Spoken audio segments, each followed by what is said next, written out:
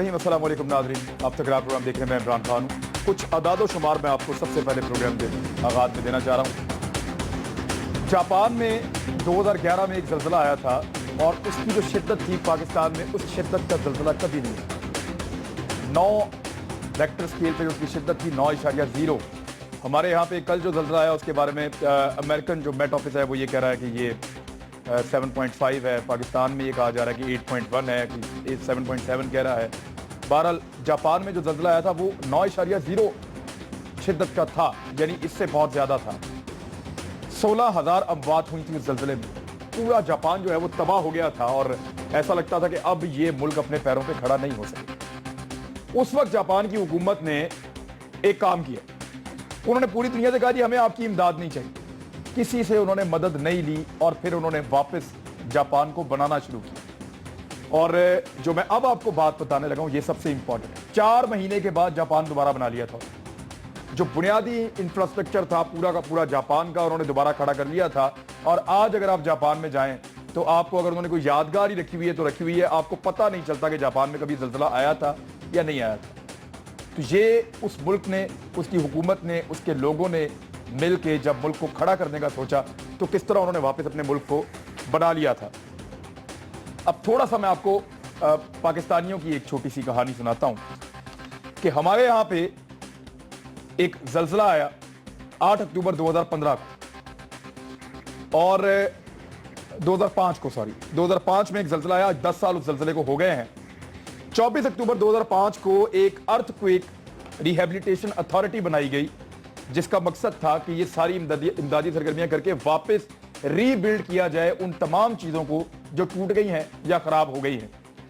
अब 10 साल गुजर गए हैं उस ज़लज़ले को खत्म हुए या उस साने को गुजरे हुए। तो 306 सेहत के मराकज़ तबाह हुए थे। गुज़िश्ता 10 साल में हम सिर्फ 193 बना सके हैं और बाकी अभी नहीं बने। 233 सड़कें और पुल तबाह हुए थे 2005 के ज़लज़ले में और 175 जो है वो हम दोबारा तामीर कर सके हैं और बाकी अभी भी तामीर के मुंतज़िर हैं।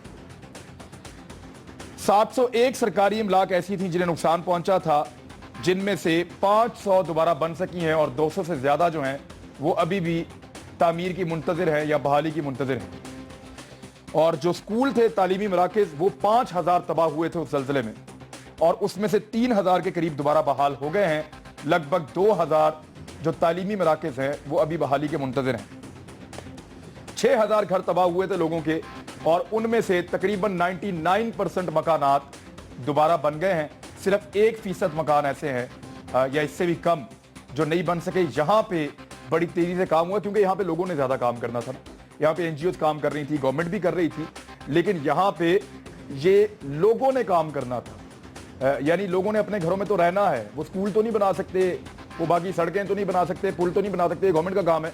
तो वो रह गया जो लोगों का काम था, उन्होंने अपने घर वापस तामीर कर लिए। और ये डाटा मैं आपको नहीं दे रहा, ये ईरा का डाटा है जो गवर्नमेंट का इदारा है, उसी का डाटा मैं आपके साथ शेयर कर रहा हूं कि आज 10 साल के बाद हम कहां खड़े हैं और 4 महीने के बाद जापान कहां पे खड़ा था। फर्क जो है वो साफ जाहिर है। अब फिर एक बहुत बड़ी तबाही आई, क़यामत सुगरा थी उन लोगों के लिए जिनके ऊपर ये गुजरी है, जिनके घर टूटे हैं, जिनकी बिल्डिंग्स कोलैप्स हुई हैं। लेकिन हमने क्या सीखा? पाकिस्तान जो है, ये मैं बड़ा आपको एक टेक्निकल चीज़ बताने जा रहा हूँ कि पाकिस्तान हमारा मुल्क जो इसका 66% हिस्सा, या इसको आसान जुबान में 2/3 आप कह लें, या पाकिस्तान के अगर 3 हिस्से करें तो उसमें से 2 हिस्से जो हैं वो ऐसी जगह पे सिचुएटेड हैं कि वहाँ पे बहुत बड़ा ख़तरा है किसी भी वक्त ज़लज़ला आने का। और इसको जो है वो टेक्निकल लैंग्वेज में इसको फॉल्ट लाइन कहते हैं। पाकिस्तान इस पे बना हुआ है। पाकिस्तान का जो जोग्राफिया है ये फॉल्ट लाइन के ऊपर है। तो हमने इसके लिए किया क्या है, हमें ये बहुत पहले से पता है। क्या हमारे पास ऐसे बिल्डिंग लॉज हैं जो हमने बनाए हैं? क्या हमने उन पर अमल दरामद करवाया है? क्या हमारी गवर्नमेंट्स, हमारे लोग, हमने इतना शऊर दिया है लोगों को, हमारे इदारे इसके लिए काम कर रहे हैं? ये सारी चीज़ें हमने आज के प्रोग्राम में डिस्कस करनी है। लेकिन सबसे पहले मैं बात करूँगा शीरीज़ादा साहब से, जो हमारे स्वात के नुमाइंदा हैं, किसी तारुफ के मुताज नहीं है। लेकिन पहले मैं मेहमानों का तारुफ आपसे करवा दूँ। राना अफजल साहब मौजूद हैं, MNA हैं, मुस्लिम लीग नून के, बहुत शुक्रिया आपकी आमद का। शौकत यूसुफजई साहब होंगे, पेशावर से, पाकिस्तान तहरीक इंसाफ से आपका ताल्लुक है, आपका बहुत शुक्रिया। हाफिज सईद साहब अमीर जमात इस्लामी हैं, अमीर जमात दावा हैं, اور اس وقت لاہور سے براہ راست ہمارے ساتھ موجود ہیں. اور میں حافظ سعید صاحب کے بارے میں یہ بتاؤں کہ آج جب میں رپورٹر سے بات کر رہا تھا, میں نے مختلف علاقوں میں جو ہمارے نمائندگان ہیں دور دراز علاقوں میں, ان سے جب میں نے بات کی تو انہوں نے مجھے کنفرم کیا ہے کہ جی جماعت الدعوہ کے لوگوں کو ہم نے وہاں جاتے ہوئے دیکھا ہے.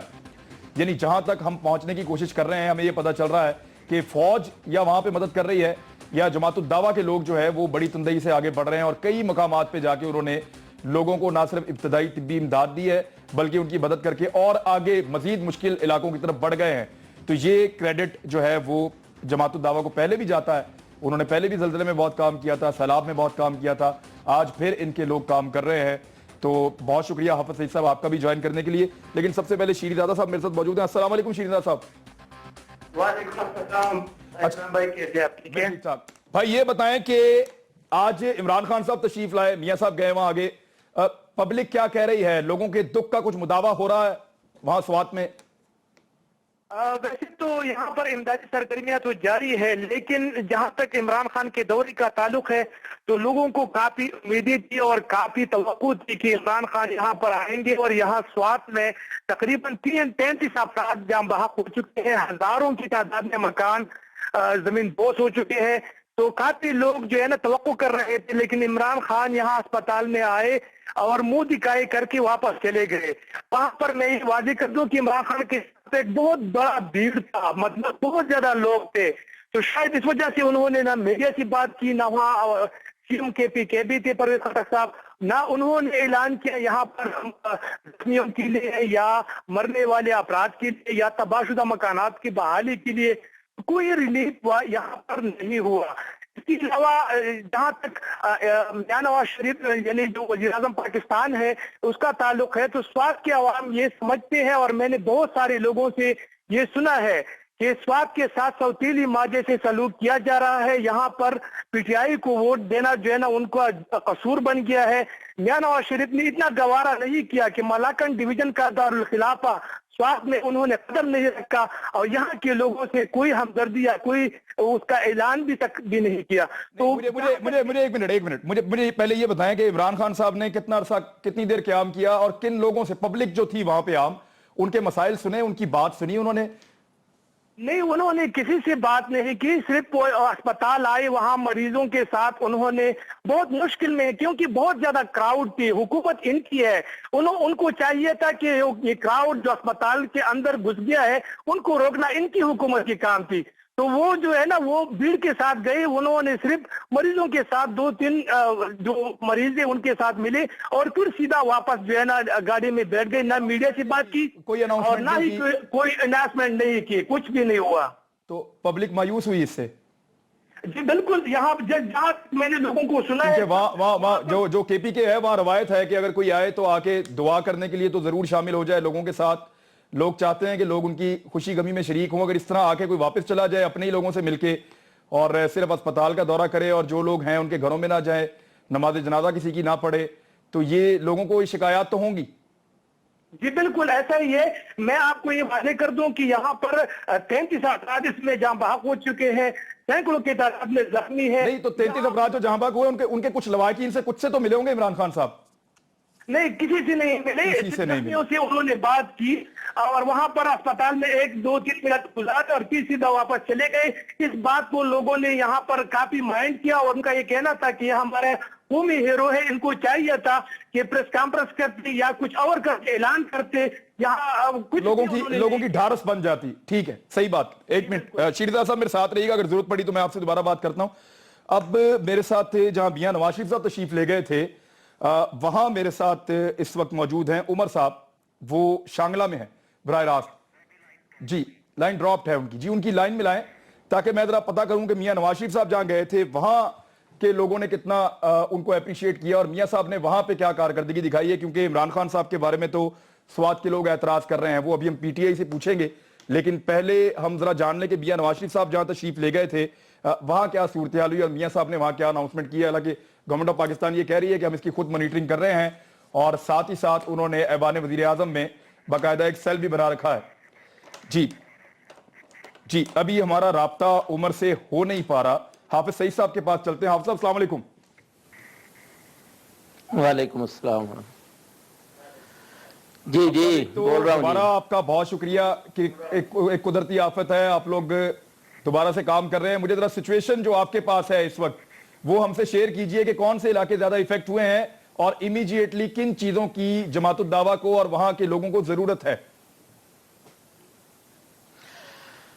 دیکھیے جی, یہ زلزلہ پچھلے زلزلے سے بالکل مختلف ہے. بہت وسیع علاقے کے اندر یہ زلزلہ آیا ہے. خاص طور پر مالاکنڈ ڈویژن, سوات اور دیر کے تمام اضلاع, چترال, اور پھر پریشانی والی بات یہ ہے کہ فاصلے اتنے دور دور ہیں کہ ابھی تک میرے خیال کے مطابق ہمارے پاس صحیح معلومات ابھی تک اکٹھی نہیں ہو سکی, اور جتنا میڈیا اور جس قدر وسائل بھی استعمال ہو رہے ہیں ابھی مکمل اطلاعات نہیں آ سکی ہیں. تباہی میرے خیال کے مطابق جو معلومات ابھی تک ملی ہیں ان کو سامنے رکھتے ہوئے تباہی اس سے کہیں زیادہ ہے. زخمی اور اموات کی تعداد بھی زیادہ ہے اور مالی نقصانات بہت زیادہ ہیں. تو ہم نے الحمدللہ کوشش کی ہے. نوجوان اس وقت ہمارے ہزاروں کی تعداد میں ان تمام علاقوں کے اندر نوجوان متحرک ہیں اور دور دراز علاقوں میں پہاڑوں کے اندر اور بہت گہرائی میں جا کے آبادیوں کو ٹچ کر رہے ہیں, اور جہاں جہاں بھی ممکن ہو سکتا ہے اس وقت ہماری ریسکیو کی ٹیمیں جو ہیں وہ لگی ہوئی ہیں زخمیوں کو نکالنے کے لیے, اور جو فوت شدگان ہیں ان کو نکالنے اور ان کے دفن کفن اور یہ سارے سلسلے. اور سب سے اہم بات ہے, کچھ علاقے ہمیں یہ اطلاع ملی ہے کہ 2-3 گاؤں تو بالکل ختم ہو چکے ہیں لیکن وہاں پہنچنا بڑا دشوار ہو رہا ہے. لیکن الحمدللہ ہم نے وہاں کھانے پینے کا ایریاز کون سے ہیں جہاں پہ اس طرح کے دیہات کی خبریں آ رہی ہیں؟ یہ علاقے کون سے ہیں جہاں سے اس طرح کی خبریں آپ کو موصول ہوئی ہیں؟ شانگلہ کے علاقے ہیں جی. شانگلہ میں بہت گہرائی میں جا کر, بہت دور علاقوں میں جا کر نا جی یہ اطلاعات ملی ہیں کہ ابھی تک لوگ ابھی وہاں تک پہنچ نہیں سکے. تو انشاءاللہ مجھے یقین ہے کہ تھوڑی دیر تک ہمارے پاس اطلاعات اس کی مکمل ہو جائیں گی. تو اس کے علاوہ چترال کا جو علاقہ ہے, چترال میں بھی دور دراز علاقوں تک اور خاص طور پر بلند پہاڑوں پہ جو تباہی ہے وہ بڑی شدید ہے. تو ابھی تک یعنی مکمل معلومات نہیں مل سکیں. تو ہم اس وقت جو کچھ کر رہے ہیں جی وہ ایک ریسکیو کا کام ہے اور دوسرے پکے پکائے کھانے کا انتظام ہے جو ہم اس وقت کر رہے ہیں. اور لوگوں کی ڈیمانڈ بہت شدید ہے, گھروں میں نہیں جا رہے لوگ. ادھر موسم بھی خراب ہے, بارش بھی ہے, سردی بہت شدید شروع ہو چکی ہے. خیموں کی ڈیمانڈ ہے لیکن خیمے چند دن تک گزارا کر سکتے ہیں. فوری طور پر جو ضرورت ہے کہ شیٹیں مہیا کیے جائیں اور ان کے گھروں کے بنانے کا دوبارہ سے فوری طور پر بندوبست کیا جائے. تو یہ اس کی ضرورت اس وقت ہم شدید طور پر دیکھ رہے ہیں اور کوشش کر رہے ہیں, انشاءاللہ کریں گے. لیکن سرے دست ان کو کھانا پہنچانا اور جو زخمی ہیں ان کو لے جانا اور یعنی ابتدائی طبی امداد کی ٹیمیں اس وقت متحرک ہے. یہ سارے کام تو اس وقت ہو رہے ہیں لیکن عمران صاحب حقیقت ہے کہ تباہی اس سے کئی زیادہ جو معلومات ابھی تک مل چکی ہیں. جی آپ صاحب اور بھی میں نے بھی کچھ چیزیں پوچھنی ہیں اس کے حوالے سے. جو ریسکیو آپریشن ہو رہا ہے, فوج جو ہے اس میں پیش ہے, آپ کی تنظیم ہے, آپ لوگ کام کر رہے ہیں, حکومتیں جو ہیں صوبائی کام کر رہی ہیں, ساتھ میں شہباز شریف صاحب نے بھی کل رات کو سامان مہیا کیا ہے. اب میں تھوڑا سا جی عمر ہمارے ساتھ ہیں جی موجود, آپ جو وہاں پہ دوسرا نمائندہ ہے عمر اس سے رابطہ کر لیں کیونکہ ہاں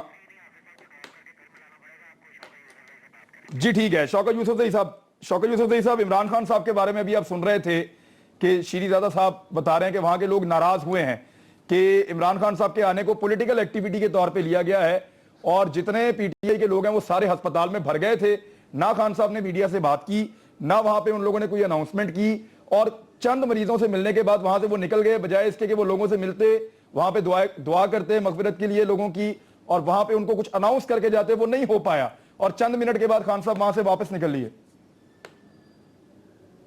بسم اللہ الرحمن الرحیم. دیکھیں عمران بھائی, یہاں صوبے میں حکومت ہے اور حکومت چیف منسٹر ان کی سارے جتنے بھی اس پر ڈپٹی کمشنرز ہیں وہ بااختیار کر دیے گئے ہیں, ان کو فنڈ دے دیے گئے ہیں, ان کو جتنے ریلیف گوڈز کی ضرورت تھی وہ سارے پہنچا دیے گئے ہیں. تو یہ کام تو گورنمنٹ کا ہے اور عمران خان اس پہ کوئی پولیٹیکل سکورنگ نہیں کرنے گیا کہ جی وہ جا کے اناؤنس کرتا. ایک دن میں وہ سارے جتنے بھی مختلف علاقے تھے دھیر وہ چلے گئے, سوات چلے گئے, شانگلہ چلے گئے. مطلب یہ وہ تھا کہ وہ خود مانیٹر کرنا چاہتے تھے چیزوں کو اور وہ انہوں نے کیا. اب اس پہ اگر کوئی اعتراض کرتا ہے ان کا یہ خیال تھا کہ صرف ایک دن میں ایک ہی جگہ پہ آ کے وہ بیٹھ جائیں. عمران خان کو دیکھنے والے لوگ پسند بھی کرتے ہیں, ان کے ساتھ بیٹھنا بھی چاہتے ہیں, لیکن پرابلم یہ تھا کہ ایک وقت وہ پشاور بھی آئے, یہاں بھی وہ ہاسپٹل میں گئے, دیکھا. تو ایک مانیٹرنگ کے طور پہ انہوں نے کیا اور وہ کر دیا, اور باقی جو انسٹرکشن انہوں نے دینی تھی گورنمنٹ کو دی, اور گورنمنٹ جو ہے نا وہ انشاءاللہ تعالیٰ جتنے بھی لوگوں کے پرابلمز ہیں وہ دیکھ رہی ہے. چونکہ شانگلہ سے میرا اپنا تعلق ہے, میرا حلقہ ہے, اور مجھے افسوس بھی ہوتا ہے بہت بڑے پیمانے پہ وہاں تباہی ہوئی ہے. اور بالکل حافظ سعید صاحب نے جو کہا میں بالکل ان کے ساتھ اتفاق کرتا ہوں کہ بہت دور دور کے ایریاز ہیں جہاں پہ کمیونیکیشن کا سسٹم خراب, جو بہت سارے پرابلم. لیکن اگین میں یہ کہوں گا کہ بہت حد تک جو وہاں کی انتظامیہ ہے, اگر اس موقع پہ ہم ان کو اپریشیٹ نہ کریں تو بڑی زیادتی ہوگی, کیونکہ جن پہاڑوں پہ انہوں نے جس مشکل میں انہوں نے لوگوں تک وہ تو یہ کہہ رہے ہیں کہ ٹھیک ہے لوگ کام کر رہے ہیں, لیکن عمران خان کے آنے سے لوگوں کا بڑا حوصلہ ہو رہا تھا کہ خان صاحب آئیں گے, ان کے ساتھ کم سے کم ان کے دکھ میں ان کو ملیں گے ضرور. لیکن وہ جو لوگ وہاں پہ اس واقعے میں جاں بحق ہوئے ہیں اس زلزلے میں, ان کے لواحقین سے خان صاحب کی ملاقات نہیں ہو سکی, اس کی وجہ سے لوگوں کو شکایت ہے. عمر صدیق میرے ساتھ ہیں, شانگلہ میں اس وقت موجود ہیں, ان سے بات کرتے ہیں. السلام علیکم عمر. وعلیکم السلام. اچھا عمر, میاں نواز شریف صاحب یہاں پہ آئے تھے اور کیا صورتحال رہی؟ دیکھیں عمران, آج جو زلزلے کے نتیجے میں جو سب سے زیادہ متاثر ہونے والا علاقہ ہے وہ شانگلہ ہی ہے, اور جہاں پر 47 افراد کی جو اموات ہیں وہ واقع ہوئی ہیں. اس کے علاوہ 700 مکانات جو ہیں ان کو نقصان پہنچا. تو آج اسی لیے وزیر اعظم نے بھی اسی علاقے کا انتخاب کیا اور آج وہ یہاں پر آئے. انہوں نے لوگوں سے کچھ وعدے بھی کیے اور ریلیف کے حوالے سے کچھ اعلانات بھی کیے. کیونکہ یہاں پر ٹھنڈ ہے تو انہوں نے 1000 خیموں کا بھی اعلان کیا. اس کے ساتھ ساتھ مزید کچھ اعلانات کیے, لیکن یہاں کے لوگوں کو پھر بھی شکوہ ہے, کیونکہ ان کا کہنا ہے کہ صرف اعلانات تک یہ ساری چیزیں مطلب انہوں نے کہی ہیں, لیکن جو گراؤنڈ ریالٹی ہے وہ کچھ بھی نہیں ہے. یہاں پر جو متاثرین ہیں وہ امداد سے ابھی تک جو ہے وہ محروم ہیں. ان کے لیے جو سب سے پہلے تو جو راستوں کا مسئلہ تھا, راستے جو تھے وہ کلیئر نہیں تھے. دوسری سب سے بڑی بات یہ ہے کہ یہ شانگلہ ایک ایسا علاقہ ہے پہاڑی, جہاں پر جو نقصانات ہوئے ہیں وہ پہاڑی علاقوں میں اوپر جو گھر واقع ہیں وہاں پر یہ نقصانات ہوئے ہیں, جس کی وجہ سے امدادی سامان وہاں تک پہنچانا یا امدادی سرگرمیوں میں حصہ لینا بھی مشکل تھا. تو اسی وجہ سے ان لوگوں کو کافی گلے ہیں. اسی طرح شانگلہ کے ساتھ ساتھ جو سوات میں آج عمران خان آئے ہیں تو وہاں پر بھی لوگوں پر یہی شکایات تھی کہ عمران خان جو ہیں وہ صرف 5 منٹ کے مختصر دورے کے لیے آئے ہیں, لیکن انہوں نے نہ میڈیا سے بات کی اور نہ سوات کے لوگوں کے لیے کچھ اعلانات وغیرہ کیے. جی ٹھیک ہے, تو یہ جو لوگ اوپر موجود ہیں آپ بتا رہے ہیں پہاڑوں پہ, یہ خود اتر کے نیچے آئے ہیں, کچھ ایسے علاقوں میں پہنچے ہیں جہاں ان کو امداد پہنچا دی جائے, جہاں ان کے لیے خیمے مہیا کر دیے جائیں کہ کچھ وقت تو یہ وہاں پہ گزار سکتے ہیں. دیکھیں یہاں پر مسئلہ یہی ہے کہ ایک تو یہ پہاڑی علاقے ہیں, یہاں پر بجلی کا بھی مسئلہ ہوتا ہے. تو ابھی جن علاقوں کے جو لوگ ہیں ان کے گھر ڈیمیجز ہوئے ہیں وہ یہاں پر نیچے اتر چکے ہیں. نیچے جو آبادی والے علاقے ہیں وہ ابھی اپنے جو قریبی لوگ ہیں یا جو رشتہ دار ہیں ان کے ہاں آ کر مقیم ہو گئے ہیں اور یہیں پر وہ اپنا وقت گزار رہے ہیں. صرف دن کے اوقات میں وہ جاتے ہیں اوپر, جو اپنا سامان وغیرہ اپنی مدد آپ کے تحت جو ہے ٹھیک کر رہے ہیں, یا جو گھر ان کے تباہ ہوئے ہیں ان کو جزوی یا مطلب مکمل طور پر تباہ ہوئے ہیں تو وہ اس طریقے سے اپنی امدادی سرگرمیوں میں اپنا کام خود کرتے ہیں.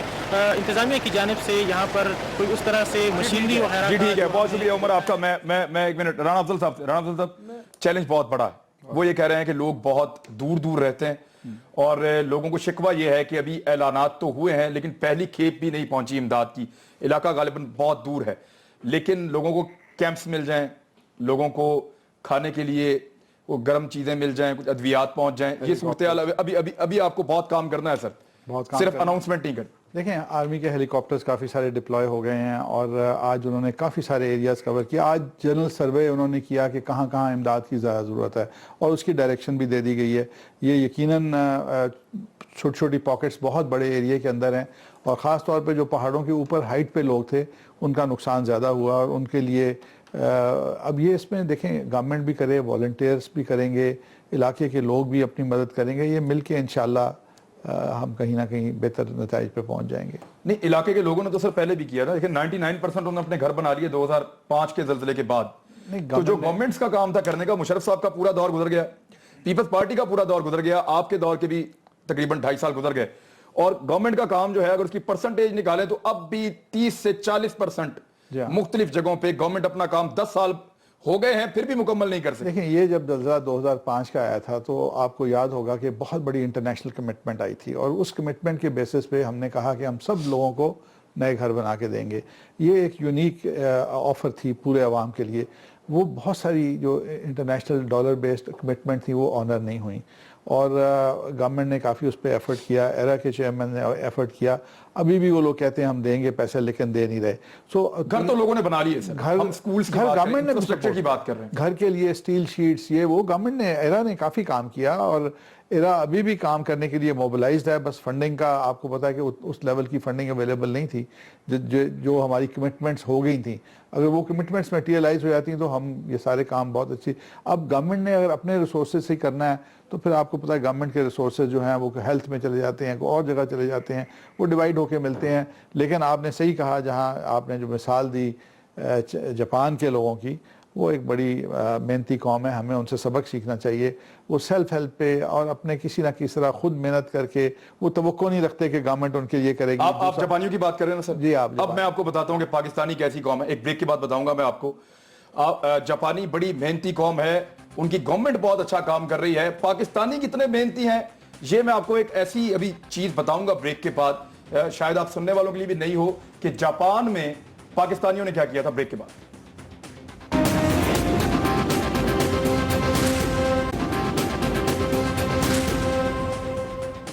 वेलकम बैक नाजरीन। अब जापान में जब जल्जला आया, मैं आपको बता रहा था ब्रेक से पहले, तो पाकिस्तानी वो वाहिद कौम थी, वहां पे कम्युनिटी थी जिसने जापान को नहीं छोड़ा उस वक्त। वहां ताबकारी हो गई थी कुछ एटमी मवाद जो है उसकी वजह से, जब वहां पे प्लांट्स हैं उनकी वजह से, और पाकिस्तानियों ने वो इलाके नहीं छोड़े। पाकिस्तानियों ने अपने ग्रुप्स बनाए और जापानियों की मदद शुरू की, और जो पाकिस्तानी कम्युनिटी वहां पे रहती थी उन्होंने इकट्ठे होकर जापानियों की इतनी मदद की कि उस पर फिर एक डॉक्यूमेंट्री बनाई जापानियों ने, और पाकिस्तानियों की जो खिदमात है उनको सराहा।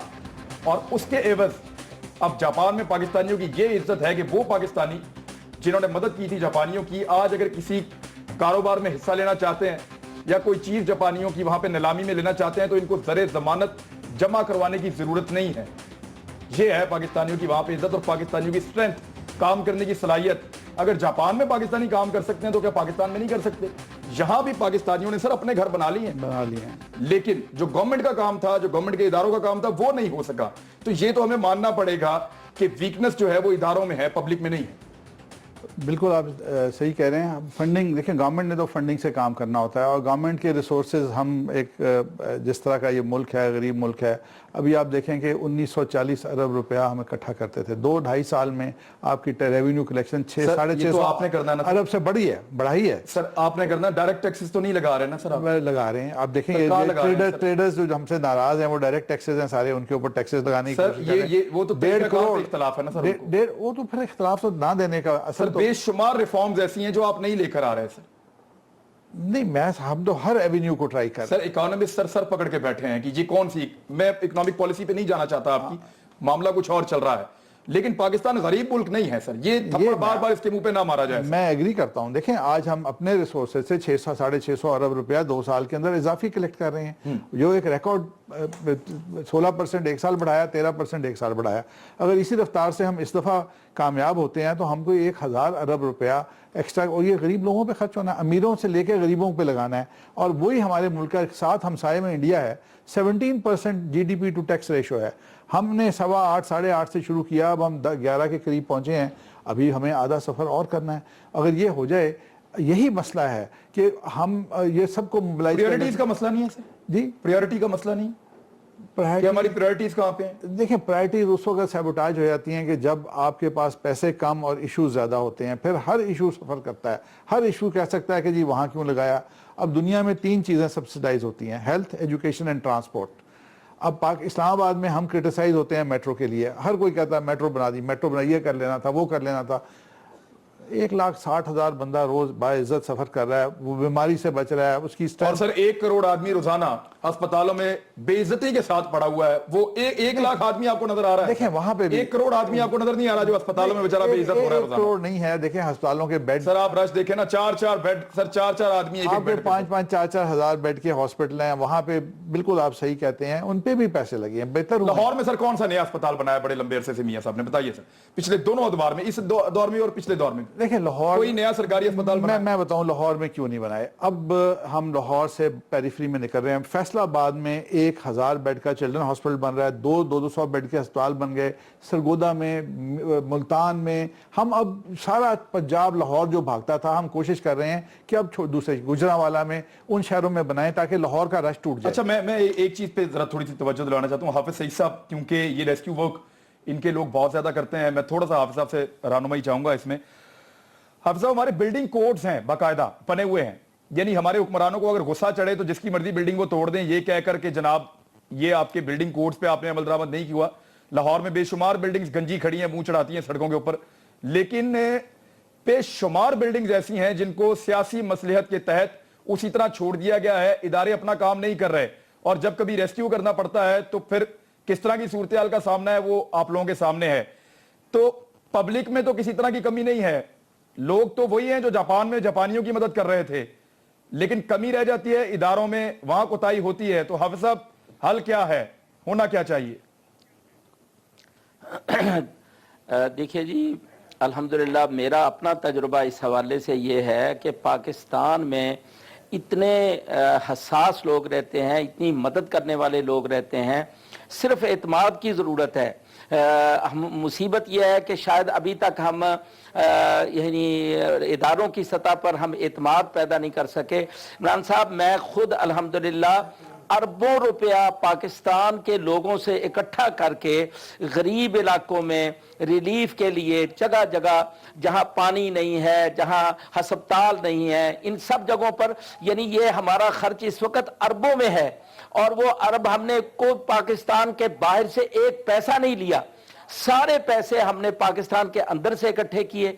अल्हम्दुलिल्लाह लोग हम पर एतमाद करते हैं, और उस एतमाद के साथ मेरा ख्याल है कि जमातों के अंदर, इदारों के अंदर एहसास का फुकदान है, और उसके साथ दूसरी अहम बात यह है कि एतमाद की कैफियत नहीं देने वाले लोग मौजूद हैं। मैं पाकिस्तान को बिल्कुल गरीब नहीं मानता, अल्लाह ताला ने पाकिस्तान को बहुत सोर्सेज से नवाजा है, सिर्फ एहसास की और एतमाद की जरूरत है, इसको दुरुस्त किया जाए। इंशाअल्लाह अज़ीज हमें बाहर से किसी से कुछ लेने की जरूरत नहीं है, और जिससे कि हमारी गैरतें मजरूह हो जाती हैं और हम बड़े बड़े मसाइल से दो चार हो जाते हैं, हम अपने मफादात को सामने नहीं रख सकते। तो मेरी गुजारिश यह है कि इस वक्त जो मसला है इमरान साहब, उसकी तरफ मेरे पास वो मैंने बात की थी आपसे, वो दाम आ गए हैं। नरेंद्र मोदी ने भी वो वहां कहा है मियां साहब को फोन करके कि जी हमारी मदद चाहिए, तो मदद की पेशकश की है। यानी अब नरेंद्र मोदी जैसे लोग हमें मदद की पेशकश कर रहे हैं, बहुत मेहरबानी उनकी, अगर ऐसे वक्त में उसको याद आ गया अपना इमेज ठीक करना। बट बैरूनी इमदाद के चक्कर में पहले बहुत सारी एजेंसियां और बहुत सारे गलत अनासर पाकिस्तान में दाखिल हुए थे, हमें याद रखना पड़ेगा। और कंट्रोल लाइन वर्किंग बाउंड्री पर रोजाना फायर आता है, और वो बंदे हमारे मारते हैं, शहीद होते हैं, हम शोर मचाते हैं, सुनने के लिए तैयार नहीं है।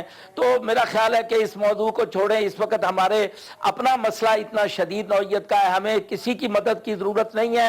इंशाअल्लाह हम अपना काम खुद संभालेंगे, हम अपने पाकिस्तान के अंदर अपने लोगों की मदद इंशाअल्लाह करने के लिए काफी है, हमारे पास वसाइल है, हमारे पास डॉक्टर्स हैं, हमारे पास सब कुछ मौजूद है। देखिए इमरान साहब, इस वक्त फंडर एक इलाका 140 किलोमीटर दूर शंदूर के नीचे जिन देहातों के बारे में मैं आपको बता रहा था, वहां सिर्फ पैदल पहुंच सकते हैं या सिर्फ आर्मी वहां ऑपरेशन कर सकती है हेलीकॉप्टर से। तो ये इसके अलावा और कोई रास्ता जो है नहीं। काला डाका का इलाका है कि जहां बहुत ज्यादा इलाके मुतासर हैं, अभी तक वहां पहुंचना नामुमकिन हो रहा है, लेकिन अल्लाह के फजल से हमारे नौजवान पैदल बहुत लंबे लंबे सफर करके पहुंच रहे हैं। तो हमने अल्हम्दुलिल्लाह अपनी रेस्क्यू टीम में आरजी हॉस्पिटल जो हमें देहाती इलाकों में बना सकते हैं, डॉक्टर्स की टीम में वो हमारी रवाना हो चुकी हैं जगह जगह से। तो कोई मसला नहीं है, सिर्फ एहसास और इत्मीनान पैदा कीजिए। एहसास की जरूरत है। शौकत यूसुफजई साहब, एनडीएमए के बारे में मैं थोड़ा सा एक फिगर देना चाह रहा हूं, फिर मैं चाहता हूं आप कमेंट करें इस पे कि एनडीएमए के जो टोटल मुलाजमीन हैं वो इस वक्त 200 के करीब हैं और इसका काम अब सिर्फ इंस्पेक्शन रह गया है। यानी अब 4 पीडीएमए हैं, जो हर सूबे का एक पीडीएमए है, वो भी सिर्फ इंस्पेक्शन करता है। हालांकि जब ये बनी थी तब ये तय पाया था कि ये कैपेसिटी बिल्डिंग इसकी होगी और साथ ही साथ ये रेस्क्यू का काम भी किया करेगी। तो कोई रेस्क्यू वर्क वो एनडीएमए नहीं कर रही, सिर्फ इंस्पेक्शन का काम कर रही है। आपके ख्याल में ये जस्टिफाइड? और दूसरा मुझे जरा ये बताएं कि आपकी गवर्नमेंट ने कोई तखमीना लगाया सर कि नुकसान टोटल कितना हुआ है और लोगों का जो मदावा है वो करने के लिए कितनी इमदाद आपको दरकार है सूबाई हुकूमत से और वफाकी हुकूमत से वहां के लोगों को? देखिए जी, पहली बात यह है कि जिस तरह हाफिज सईद साहब ने भी कहा और आपने भी कहा कि ये मुल्क गरीब नहीं है, और हम ये कह सकते हैं इंशाअल्लाह ताला इस वक्त कि ये सूबा भी गरीब नहीं है। और हमने अभी तक किसी इमदाद की ना अपील की है ना मांगी है, इसलिए कि हम जो वसाइल हमारे पास है ये इन्हीं लोगों के हैं। और गवर्नमेंट ने यह फैसला किया है कि जितने लोग भी जाँ भाग हुए हैं उनमें से हर एक को 3 लाख रुपए दिए जाएंगे। इसी तरह उनके जो घर डैमेज हुए हैं उसके सर्वे बाकायदा शुरू हो चुका है, क्योंकि रिहेबिलिटेशन प्रोसेस बाद में होता है। इस वक्त सारा प्रोसेस जो है वो सारा तवज्जो जो है वो रेस्क्यू पे लगा हुआ है, ताकि जो लोग जख्मी हैं या दूर दराज में रहते हैं, जिनको खीमों की ज़रूरत है, जिनको खुराक की ज़रूरत है, पूरी गवर्नमेंट मशीनरी, पूरे वर्कर्स, पूरे जो लोग हैं या इसी तरह वॉलंटियर्स, वो सारे उस पर फोकस किए हुए हैं। तो ये मैं आपको यकीन दिलाता हूँ इंशाअल्लाह ताला कि हम लोगों के साथ एरा वाला काम नहीं करेंगे। ये जो एनडीएमए है या जो भी आप इसको नाम दें, ये एरा ने हमारे साथ ये किया था कि आज भी मेरे शांगले में एक पुल है, कोड़मंग पुल उसको कहते हैं, मैं नाम लेकर कहता हूँ, एक शंग हाई स्कूल है जिसमें मैं पढ़ा भी हूँ, उन्होंने उनको सिर्फ क्रैक हुआ था, गिरा दिया था कि जो हम बना देंगे। 2005 से लेके अभी तक उस पर एक ईंट नहीं लगाई इन्होंने। और जब भी हम इस दफा मैंने उसके लिए 8.5 करोड़ रुपए रखे उस पुल के लिए, तो मुझे दूसरे मुखालिफ पार्टी के जो लोग, उन्होंने कहा जी ये तो हमने मंजूर कर लिया है, ये तो एरा बनाएगा। तो ये मैं अपील करता हूँ एरा से कि खुदा के लिए आपने जो बनाना है बना ले, नहीं बनाना है तो हमें छोड़ दें, ताकि सूबाई हुकूमत अपने वसाइल के मुताबिक जो कुछ करना चाहती है करे। ये मौका इस वक्त नहीं है कि मैं कोई इख्तिलाफ की बात करूँ या मेरे जो भाई बैठे हैं PMLN के वो इस पे नाराज हैं। वैसे शौकत यूसुफजई साहब, उस इलाके के लोगों को चाहिए कि वो सबके आगे हाथ जोड़ दें कि जनाब आप बनाए या एरा बनाए, कोई भी बनाए, हमारे हाथ जुड़े हैं, इसको बनाकर दे दें। मेरे ख्याल में लोगों को ये चाहिए। अब मैं ये अर्ज करता हूं कि अभी हम उनका इंतजार करेंगे भी नहीं, क्योंकि असेंबली में हमने ये जब हम आए थे मैंने खुद करारदाद पेश की थी कि अगर एरा के पास टाइम नहीं है या एरा के पास वो ह्यूमन रिसोर्स नहीं है तो ये पैसे हमें हवाले कर दे, हम खुद बना देंगे। अगर आपने उसके लिए मुख्तस किया, अगर नहीं रखा है तो क्यों लोगों को धोखे में रख रहे हैं? तो इस वक्त बहुत सारी सड़कें शांगली की जो रह गई थी वो ADP में मैंने डाल दिए, वो इंशाल्लाह बनेंगी। और ये मैं अपने आवाम को यकीन दिलाता हूँ, चाहे वो चतराल में है, दीर में है, इंशाअल्लाह ताला हुकूमत ने तय किया हुआ है कि उनकी हर मुमकिन मदद करेंगे हम। हमारे तमाम जितने भी DCOs हैं, DCs हैं, उन सबको 2-2, 2.5 करोड़ रुपए पहले से आपने मुझे नहीं बताया अभी तक कि कितना हमारा अरबों में नुकसान हुआ है, या हमें फी घर बनाने के लिए कितना पैसा दरकार है, और कितने अभी कोई फिगर आ रहा था कि 2100 मकानात जो हैं वो पूरे खैबर पख्तूनख्वा में तबाह हुए हैं। लेकिन अब शाम को कुछ दोस्त बता रहे थे कि तादाद इससे ज्यादा हो सकती है। मैं एक ब्रेक लूंगा, एक ब्रेक से जब वापस आएंगे तो फिर हम एक और टेक्निकल चीज पे बात करेंगे कि फौज जो है वो इमदाद कर सकती है, लोगों को रेस्क्यू कर सकती है, निकाल सकती है, उनकी जान बचा सकती है, और वो ये काम कर भी रहे हैं। फिर जो हाफिज सईद साहब की तंजीम है, इस तरह की तंजीमें जो हैं वो भी साथ मदद कर सकती हैं, रेस्क्यू कर सकती हैं, लेकिन सड़कें, पुल, स्कूल, इमारतें, इंफ्रास्ट्रक्चर, उसको ये नहीं बना सकती। ये काम गवर्नमेंट का है। ब्रेक के बाद गवर्नमेंट से पूछते हैं।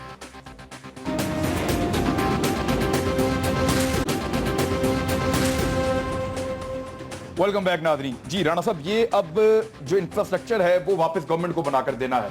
तखमीना बताइए आपके पास क्या है? आज सारा दिन आप लोगों ने काफी काम किया है, आपका सेल भी बना हुआ है, कुछ आइडिया आपको हुआ है कि कितने मकानात हैं, कितना नुकसान है? मेरी जो इतला है, और ये नामुकम्मल है, ब्रिजेस हमारे नहीं गिरे, हमारी रोड्स बहुत ज़्यादा नहीं टूटी, हमारे जो कच्चे घर स्लाइडिंग हुई है, कुछ स्लाइडिंग जहाँ हुई है वो क्लियर कर दिया। KKH का जो रूट था उस पर 80% क्लियरेंस आज हो गई है।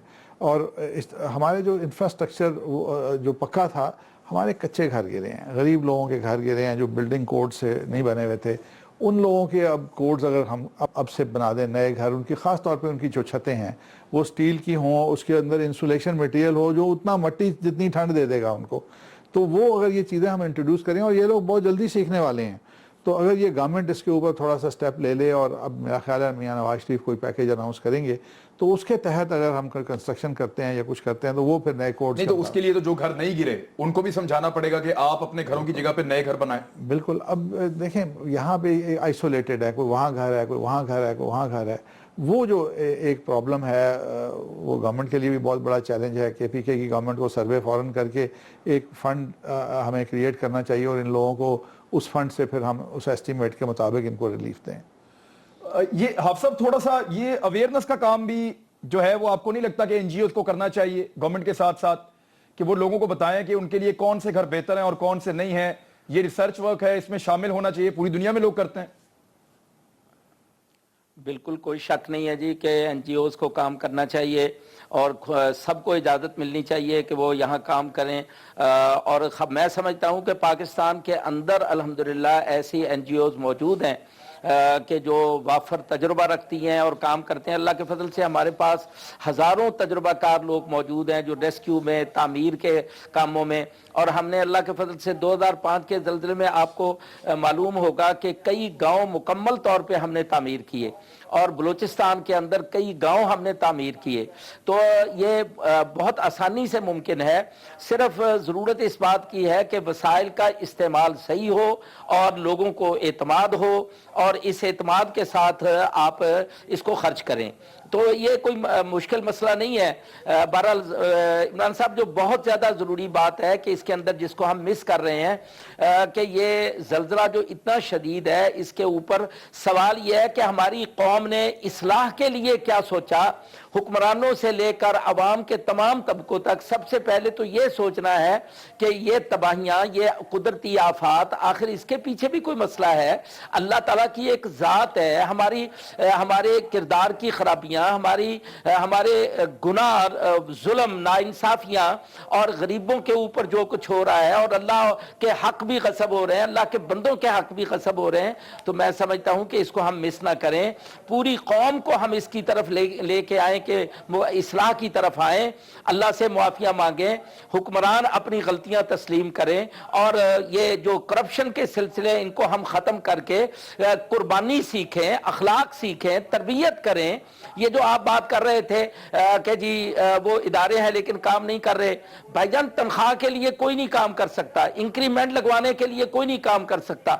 जब हम टेक्निकल तरबियत देते हैं लेकिन हमारे पास अखलाकी तरबियत नहीं है, तो इन चीजों की बड़ी जरूरत है। मेरा ख्याल है ये ज़ल्ज़ला बहुत बड़ी दावत और सबक दे के गया है। इसी बात पे जोर दे रहे हैं कि सिर्फ तनख्वाह के लिए नहीं है, यहाँ पे जोर लगाना पड़ेगा, दिल से काम करना पड़ेगा, एहसास की जरूरत है। लेकिन मैं एक मेरे पास इन्फॉर्मेशन आई है, मैं इससे पहले कि शौकत यूसुफ को मौका दूं, ये राजा अशफाक सरवर साहब हैं जी, उन्होंने मुझे मैसेज किया अभी कि गवर्नमेंट ऑफ पंजाब ने 50 ट्रक सामान जो है वो रवाना किया है। 10,000 खैमे हैं, 10,000 कंबल हैं, 10,000 फूड हैम्पर्स हैं, 5 ट्रक हैं आटे के, और इसके अलावा कुछ और सामान भी जो है वो खुश खुराक वो मुहैया कर रहे हैं यहाँ से हुकूमत पंजाब की तरफ से। तो ये जो जेस्चर है ये सबकी तरफ से दिखाने की जरूरत है। मैं शौकत यूसुफ साहब, ये रेस्क्यू हमारी प्रायोरिटी क्यों नहीं होता? हमारे यहाँ पे अखबारात में इश्तिहार छप जाते हैं कि जी 1122 के लिए चंदा दे दें आप, ये क्यों नहीं है? रेस्क्यू हमारी प्रायोरिटी क्यों नहीं है? देखिए अभी तो जहाँ केपीके की जहाँ तक ताल्लुक है तो 1122 को हम फैला रहे हैं पूरे सूबे के अंदर। पहले पेशावर में शुरू किया, फिर मर्दान, अब पूरे सूबे के अंदर इंशाल्लाह मरहलेवार हम भेज रहे हैं, क्योंकि ये ज़रूरत है इस वक्त। ये कोई अयाशी वाली बातें अब नहीं रह गई, ये ज़रूरत है लोगों की, और अब ये तमाम सहूलतें लोगों को देनी चाहिए, वरना ये जो शहर है आपका ये बहुत कंजस्टेड होते जा रहे हैं। मसाइल भी यहाँ से बढ़ रहे हैं क्योंकि वहाँ पर रोज़गार नहीं है उन इलाकों को। तो उस तमाम इलाकों को प्रायोरिटी देनी पड़ेगी हमें। और जो बातें मैं सुन रहा हूँ, बिल्कुल हुक्मरानों को अवाम मुंतखब करते हैं, अगर उनके वसाइल सिर्फ वो हुक्मरान ही खाते रहेंगे तो अल्लाह के अजाब फिर आएंगे। इसी तरह रहेंगे, हुक्मरान भी परेशान, अवाम भी परेशान। मेरे ख्याल से अवाम को अच्छे लोगों को मुंतखब करना चाहिए, जो करप्ट ना हो, जो करप्शन ना करे, जो उनकी अमानत को अमानत ही समझे। तो मेरे ख्याल से उस वक्त ये अमानत को अमानत समझे और एहसास के साथ काम करें। हाफिज सईद साहब भी यही कह रहे थे, और बाकी मेहमानों का भी यही मानना है कि सिर्फ नौकरी नहीं, वहां पे काम दिल से करना पड़ेगा, तो तब इदारे बेहतर काम कर पाएंगे। अब तक के लिए इतना ही नाज़रीन, दोबारा मुलाकात होती है कल। अपना ख्याल रखिएगा। अल्लाह हाफ़िज़।